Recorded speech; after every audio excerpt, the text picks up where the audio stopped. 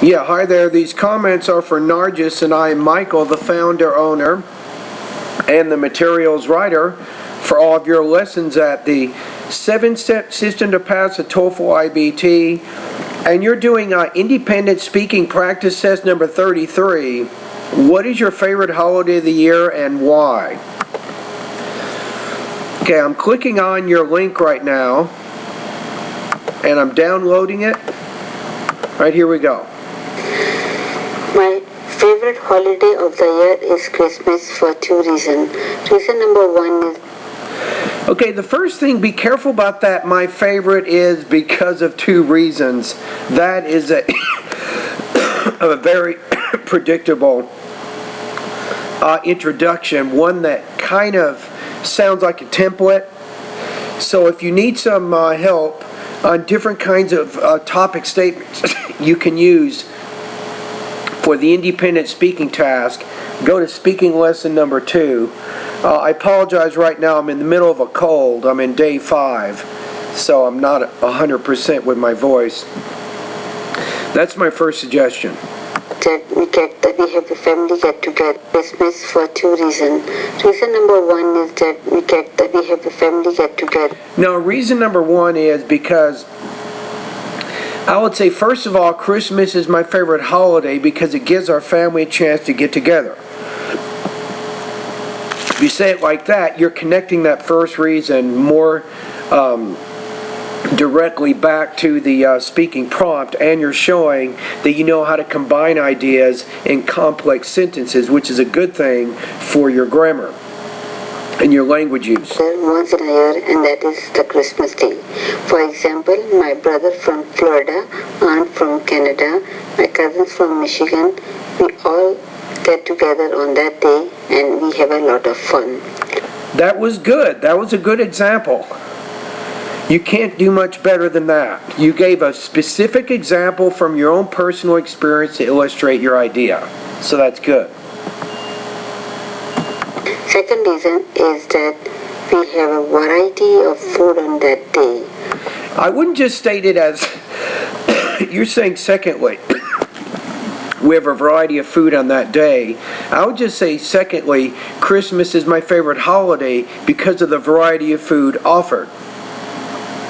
And then if you do that, again, you're connecting what you're saying back to the speaking prompt, and you're also framing that sentence not as a fact, but as an argument, which helps support the tone that you're trying to create in this type of response. For example, my grandma asks every family to cook their favorite dishes, and we have a lot of food on that day. Now, what you could do better here, Nargis, is instead of saying to bring our favorite food, say one dish in particular I always enjoy eating is, and then you can describe that, and then you can show some very specific vocabulary.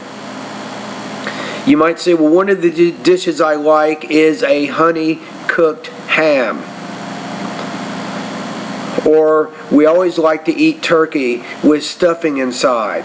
You know, something like that. So be a little more specific with the foods, because you did mention food, which is a general idea. Then you want to specifically give examples of types of foods that you enjoy on that particular day. Family together, and we enjoy and have a fun. Let me go back to I need to check your language use. Something you said about fun. Enjoy and have a fun. And we have a fun. No, and we have fun, or we have a fun time. So if you use a, then instead of just using fun, you need to put a noun directly after that. All right, so what do we know here? What do we know? Delivery, you need to work on your intonation. Particularly, you need to vary your intonation more than what you're doing during this practice test. That's one major area of improvement with delivery. Now make sure you take notes, because each day I'll bring up different kinds of things that you can work on, and you'll eventually start to see patterns in the comments I'm giving you, and that tells you what you need to do on a day-to-day basis to improve your speaking. Language use, your grammar sometimes is a little bit simple. You want to work on combining your ideas a little bit more. You had the one language use problem at the end where you said a fun. So be careful about that. Topic development, I see improvements here.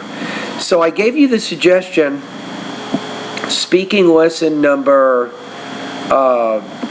2. You can also check out speaking lesson number 7, which will show you how to make your speaking and writing more coherent for that matter.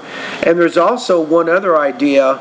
If you look at, in the writing part of my course, there's a lesson called Writing the Perfect Paragraph. And the point of watching that video for you is, instead of, when you mention a reason, just give one example to support that reason, but make sure you really develop that example. That's why you would watch that video, right? So it shows you how to create a little bit more depth and complexity of thought to your ideas. Your score here, I'm going to put you at about 2.83 out of 4, 22 points out of 30 on this practice test.